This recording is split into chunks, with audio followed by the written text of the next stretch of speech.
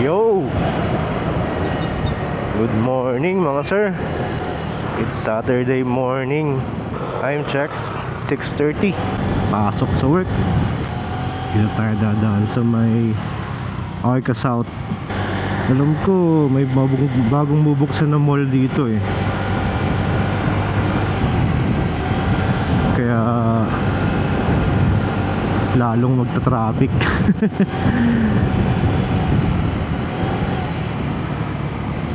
Doon nga pala sa last upload natin, nasabi ko na 5 working days lang yung tinagal ng ORCR bago na-release ng kasa sa Yamaha Y-Zone. Yes po, totoo po yun. Hindi ko po gawa yun. Kasi marami nag-ano sa akin, nag-PPM sa FB page kung bine-verify talaga kung totoo. Well, yung iba sinendan ko ng proof. Sinend ko yung mga sales invoice, yung OR, taka yung CR. Yung sales invoice November 22, 2023. Nandyan eh, i-post ko na lang. Bali ano yun eh, Wednesday morning.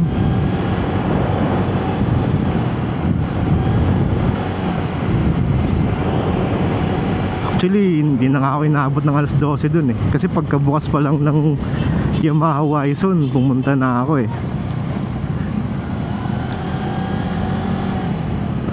Tapos binigyan nila ako ng pinapirma pala muna ako nila ng ang tawag doon, waiver, na wala silang cargo kung sakaling ilabas ko yung motor tapos nahuli ako, gumawa ako ng violation. Wala silang doon, cargo, dahil parang wala pang papel. Eh sabi nila pwede naman daw ilabas yung motor within 1 week, 7 days. So ayun na nga, nailabas ko na yung motor. And sabi pala nila baka daw tatagal yung ORCR ng maximum ng 15 to 30 days. Yun ang sabi nila sa akin.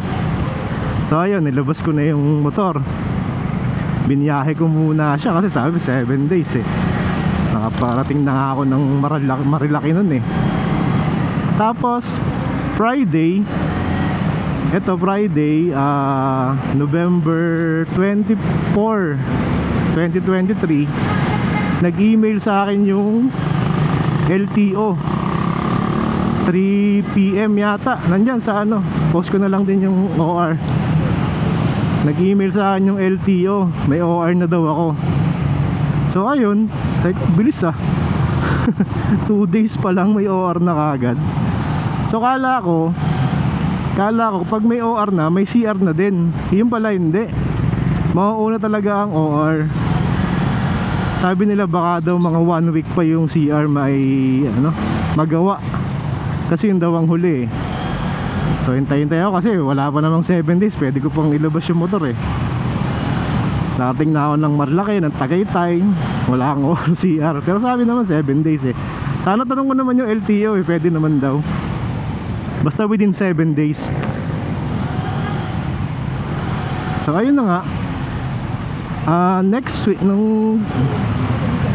week Wednesday, kailan ba ako tinext ng Yamaha Y-Zone? November 29 tinext ako. Pwede ko na raw kunin yung mga papel ng motor ko. So ayun, ito yung copy ng CR ko, dated November 28, 2023. So basically lumalabas lang talaga 5 working days lang natapos yung ORCR ko. Kasi 22 Wednesday, 23 Thursday, 24 Friday. So 2 days yung OR. Tapos within 5 days, next working days 28 November 28, so pang 5 days. Tapos na yung mga papel ko. 29, tinext ako ng Yamaha Y-Zone. Grabe traffic dun. So ayun nga, 5 working days lang. Tapos na yung papeles ko. Sobrang bilis.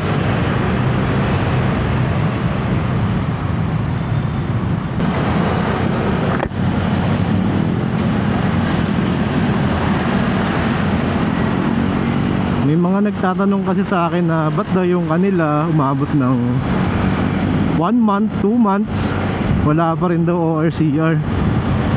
Iba-iba naman din kasi ang kasa eh. Kasi yung Yamaha Y-Zone parang flagship store ng Yamaha yon. So talagang may mga naglalakad ng papel. Hindi yung tulad ng mga branch lang na iniipon tapos ipapasa sa isang branch. Yung isa lang yung naglalakad, kaya tumatagal. Ayun lang mga sir. Parang continuation lang ng 2 years of ownership.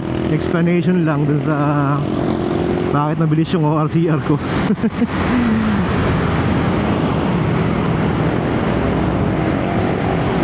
Well, hindi ko alam kung hanggang ngayon ganun pa rin yung na-experience ng mga bumibili sa mga Yamaha Y-Zone. Yun yung experience ko dati, 2023. Hindi ko lang alam kung ganun pa rin sila ngayon, kung nagbago na. Sana ganun pa din, no? Kasi kaya ka bumili ng motor para gamitin eh. Tapos matitenga lang kakahintay mo ng ORCR.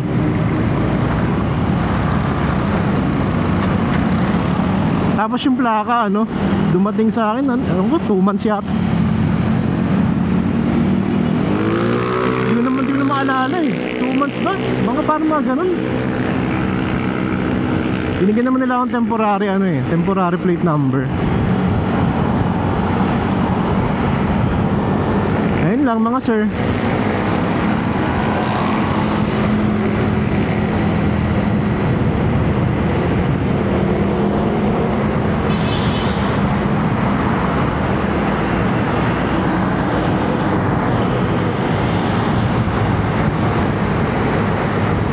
Dito ko na lang siguro tapusin mga sir.